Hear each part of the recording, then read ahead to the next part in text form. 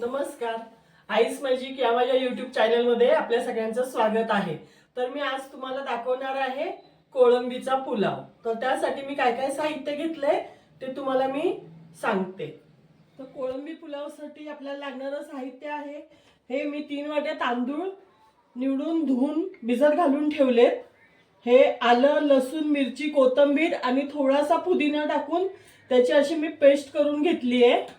2 मोठे कांदे चिरून घेतलेत, 2 मोठे टोमॅटो चिरून घेतलेत, प्रॉन्स साफ करून घेतलेले आहे आणि अर्धी वाटी दही घेतले.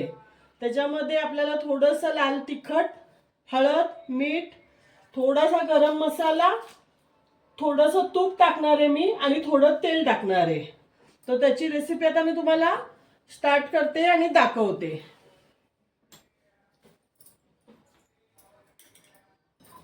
तर आपला टोप तापलाय. मी त्याच्यामध्ये टाकते 2 चमचे तेल टाकते आणि थोडं तूप पण टाकणार आहे.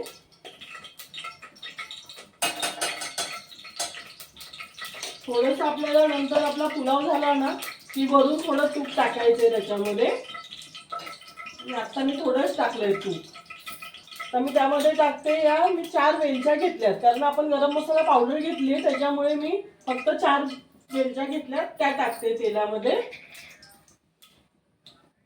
आणि आपला हा कांदा आहे तो टाकून घ्यायचा. कांदा थोडा लाल भाजून द्यायचा.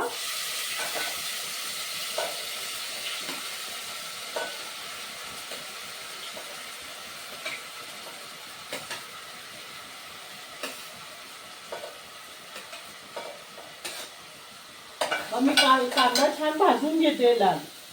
बघा आपला कांदा असा छान भाजून झालाय. मी आता टोमॅटो ऍड करते त्याच्यामध्ये. टोमॅटो 2 मिनिटं मी भाजून घेते.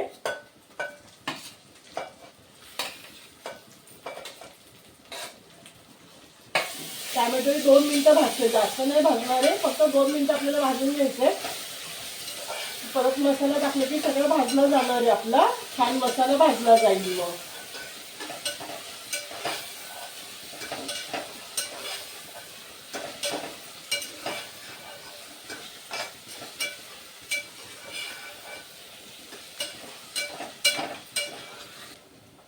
तर बघा आपला टोमॅटो आता छान भाजून झालाय.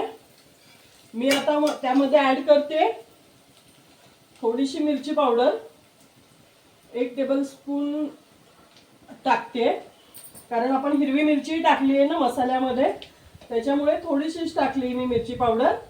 हळद, चवीनुसार मीठ टाकून घेते आणि थोडासा गरम मसाला. आणि आता हे टाकून झाल्यानंतर ते हलवून घेते जराशी.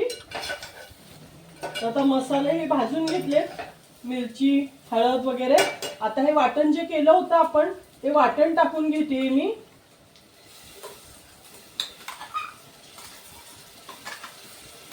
या वाटणामुळे बिर्याणीला छान, आपल्या पुलावला छान चव येते. आता ते 5 मिनिटं मी परतून घेते आणि मग त्याच्यामध्ये कोळंबी टाकून घेणार आहे, प्रॉन्स. तर बघा आपला मसालाही छान भाजून झालाय. आता तेल सुटलंय त्याला. त्यामध्ये आता मी हे दही जे घेतलं होतं ना अर्धी वाटी, ते दही ऍड करते.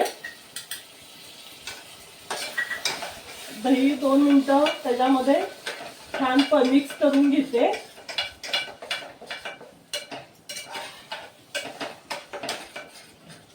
आता दही आपलं छान मिक्स झालंय. आता मी प्रॉन्स टाकून घेते त्याच्यामध्ये आणि प्रॉन्स थोडे परतून घेते मसाल्यामध्ये.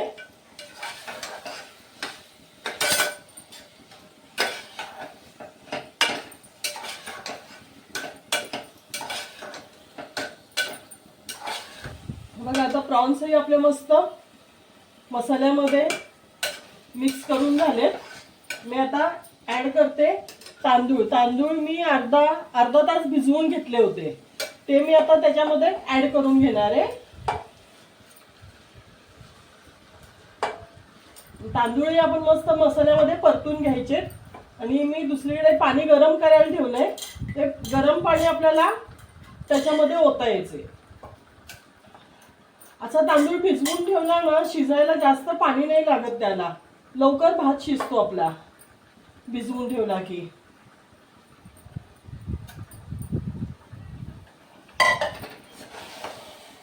बघा असा मस्त भात परतून घ्यायचा आहे त्या मसाल्यामध्ये.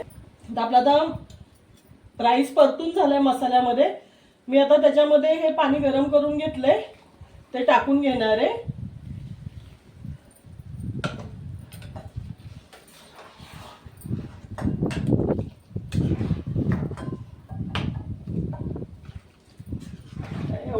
एवढ्या पाण्यामध्ये आपला राईस होऊन जाईल, कारण तांदूळ भिजवलेले असले ना की पाणी जास्त नाही लागत भात शिजायला.